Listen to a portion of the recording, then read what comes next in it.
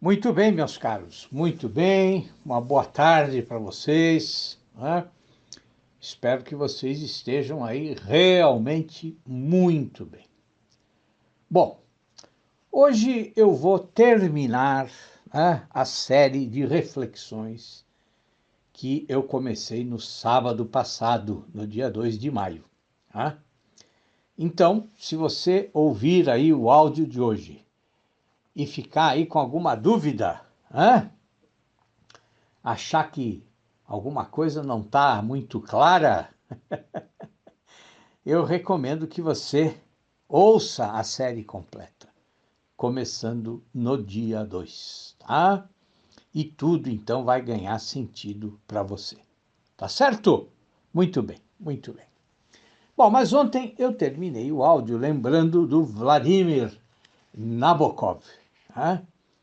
Quer dizer, falando aí das recomendações, né, desse grande romancista para aqueles escritores que acreditam só no seu próprio eu e nas suas próprias sensações. Né?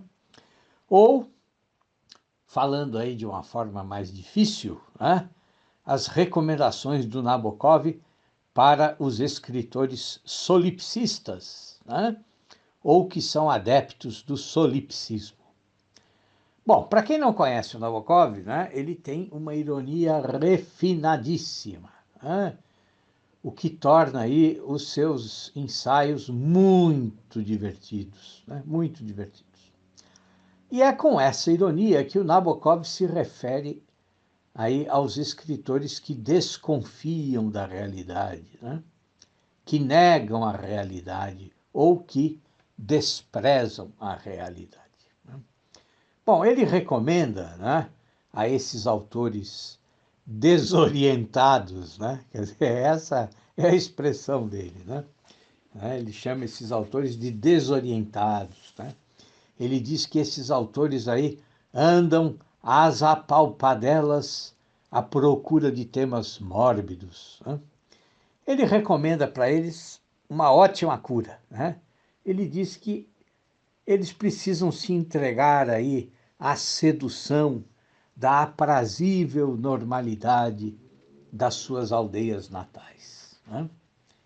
E conversar lá, né, nas suas aldeias de maneira franca com as pessoas mais simples, que o Nabokov chama de roucos homens da terra, né? Ele recomenda também que o escritor precisa ter a sua velha e boa Torre de Marfim, é claro, né? Mas essa Torre de Marfim não pode ser qualquer torre, né? Não. Nabokov diz que ela precisa ter telefone e precisa ter elevador. Ou seja, essa Torre de Marfim não pode ser nunca uma prisão, né? Então vejam, quer dizer, o Nabokov certamente desceria, não é, do seu apartamento para conversar com o nosso varredor de rua, né? Essas recomendações do Nabokov, né, elas estão no ensaio chamado A Arte da Literatura e o Senso Comum, né, que vocês podem encontrar aí num livrinho chamado Lições de Literatura. Né? Bom, em certo trecho desse ensaio, ele recorda, né, a história de um limpador de chaminés. Tá? Então, o limpador de chaminés está lá limpando, né, a chaminé no, no telhado, né? E de repente ele cai do telhado, né? E ele cai lá, ele cai de um alto edifício, tá? Bom, enquanto ele está caindo, né? Quer dizer, numa fração de segundo da sua queda, ele observa um cartaz na rua, um outdoor, né? E ele vê que nesse cartaz, nesse outdoor, tem uma palavra lá que está escrita de uma forma errada. Né? A ortografia não está certa. Bom, e claro, quer dizer, nessa fração de segundo, então, quando ele vê a palavra escrita de maneira errada, Bom, ele pergunta para ele mesmo, né, mas assim, por que que ninguém corrigiu essa palavra? Né? Por que que deixaram a palavra errada lá no outdoor? Né? Bom, e qual é a moral, né, que o Nabokov extrai dessa historinha? Né? É que assim, é que essa capacidade do limpador de chaminés, né, de se assombrar com uma coisa insignificante, né, com um detalhe, né, muito pequeno, né, e assim, e se assombrar com isso assim, na iminência da sua morte, né? Quer dizer, essa capacidade para o assombro, né, que o Nabokov chama aí de lateralidade do espírito, né? Ele também chama de rodapé do livro da vida. Bom, essa capacidade para o assombro é a forma mais elevada de consciência. Não é? Quer dizer, o Nabokov diz que é exatamente aí, nesse estado mental infantil e especulativo, né, tão diferente do senso comum e da lógica, é nele que nós sabemos que o mundo é bom. Né? Quer dizer, o Nabokov compara, então, a queda do limpador de chaminé à nossa própria queda. Quer dizer, a nossa queda que começa no alto do nosso nascimento, né, e termina no nosso túmulo, no cemitério. Né? E, quer dizer, apesar da certeza, né, de que todos nós vamos morrer, nós somos capazes desse assombro diante de coisas até mesmo insignificantes. Né? Quer dizer, exatamente aquele tipo de assombro, né, que eu comentava com vocês lá no início do áudio do dia 2, do primeiro áudio desta série, quando eu falava a respeito das orquídeas. Né? Vocês devem lembrar. Ou seja, desprezando até mesmo, né, o perigo, né? Quer dizer, nós estamos sempre prontos a nos reintroduzirmos na realidade.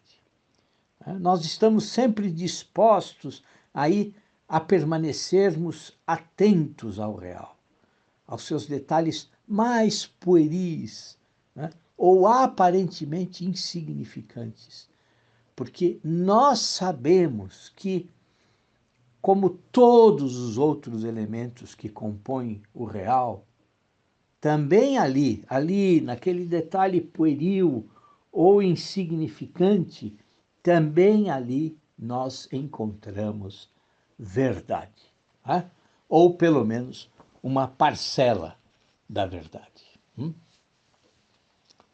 Agora vejam, a atenção para a realidade que o Nabokov reivindica, né, não é, como alguns apressados aí podem concluir, né, um realismo rasteiro, né, um aprisionamento aí nas sensações dos cinco sentidos, como se essas sensações fossem as únicas fontes possíveis de criação literária.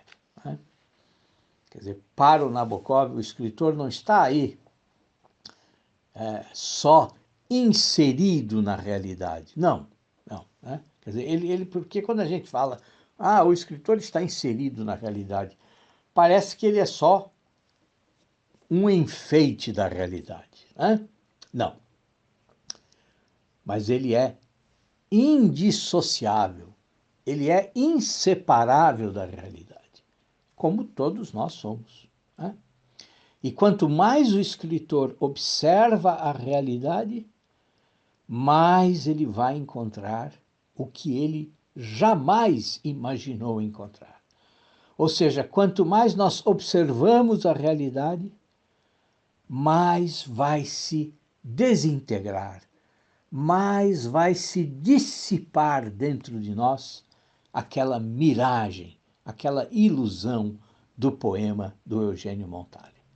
Quer dizer, quanto mais nós olhamos para a realidade, mais ela será nova, mais a realidade vai ser viva, mais ela vai ser inesperada e também surpreendente.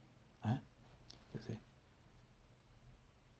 então vejam, quer dizer, dizendo de uma outra maneira, e lembrando também, quer dizer, de um tema que esteve presente aqui nesses áudios, esses dias todos, nós precisamos sempre retornar para o interior do bosque, ainda que a gente nunca possa ter a visão completa do bosque. Quer dizer, na verdade, não há outra forma de se ter uma vida digna, a não ser ampliando a nossa atenção sobre a realidade. E, ao mesmo tempo, claro, ampliando a nossa atenção sobre as nossas decisões, os nossos sentimentos, os nossos julgamentos. Quer dizer, isso significa que a gente deve aí se habituar a ver as coisas como elas realmente são, e não acreditar que elas são apenas o que nós próprios vemos. Uma coisa é muito diferente da outra. Quer dizer, só esse duplo ato de atenção sobre as coisas e sobre nós mesmos, só esse duplo ato de atenção pode criar uma consciência plena. Quer dizer, só assim nós criamos e recriamos a nós mesmos todos os dias. E também vamos aí tomando posse do nosso eu e das nossas impressões. Bom, mas assim, para concluir, esta série aí de reflexões, a gente precisa lembrar que para o escritor, não basta o autoconhecimento, e também não basta aí a atenção à realidade. E por quê? Por que que não basta? Porque para o escritor só o texto é a realização plena, dessa dialética entre a observação do real e a observação do próprio eu, do nosso próprio interior. Quer dizer, ou como diz o filósofo Louis Lavelle, naquele livrinho incrível, intitulado aí A Consciência de Si. Então, como diz o Lavelle, é só por meio da escrita que o escritor toma posse de certas disposições que estavam nele sem ser ele. E só se tornam dele pela escolha e pelo uso que ele faz dessas disposições. Tá certo? É isso, meus caros. Olha, um grande abraço para vocês. Tenham aí um bom resto de dia e até amanhã, se Deus quiser. Um abração.